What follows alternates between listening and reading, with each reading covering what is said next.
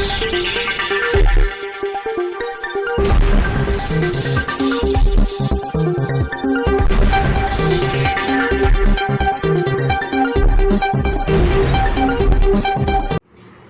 દર્શક મિત્રો, આપ જોઈ રહ્યા છો શ્રીનોદ સમાચાર।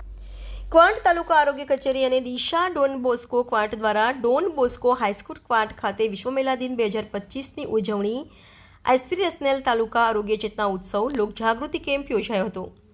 જેમાં આજુબાજુના ગામોમાંથી 320થી વધુ લાભાર્થી બહેનો આ શિબિરમાં હાજર રહી કેમ્પનો લાભ લીધો હતો।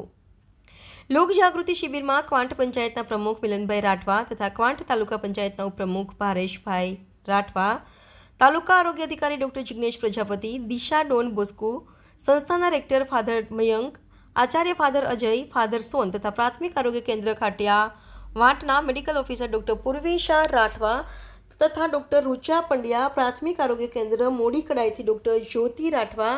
આરોગ્ય સુપરવાઇઝર મેલ અને ફિમેલ તથા આશા બહેનો તથા ફેસિલેટર બહેનો તથા દિશા ડોન બોસ્કો સંસ્થાની ટીમ તથા સખી મંડળની બહેનો તથા આરોગ્ય પરિવાર ક્વાંટની ટીમ સહિત સિકલ સેલ કાઉન્સિલરો તથા એસબીસીસીની ટીમ તથા ફાર્મસી CHO જવાનસિંહભાઈ રાઠવા, રીનાબેન રાઠવા સહિતના લેબોરેટરી ટેકનિશિયન સેવાઓ આપી મેડિકલ કેમ્પમાં સેવાઓ આપી હતી। પ્રોફેસર આરોગ્ય કેન્દ્ર મોટીકડાઈના medical officer doctor Jyoti Rathwa દ્વારા માતા મરણ અટકાવવા માટે તથા આરોગ્ય કેન્દ્ર ખાટિયાવાડના medical officer doctor Rucha Pandya દ્વારા બાળ મરણ અટકાવવા તથા સિકલ સેલ કાઉન્સિલર જ્યોત્સનાબેન દ્વારા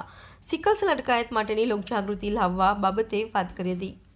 તાલુકા સુપરવાઇઝર રણછોડભાઈ બી રાઠવા દ્વારા જુદા જુદા સપ્તધારાથી સ્વાસ્થ્ય સુધારાના વિવિધ ભજનો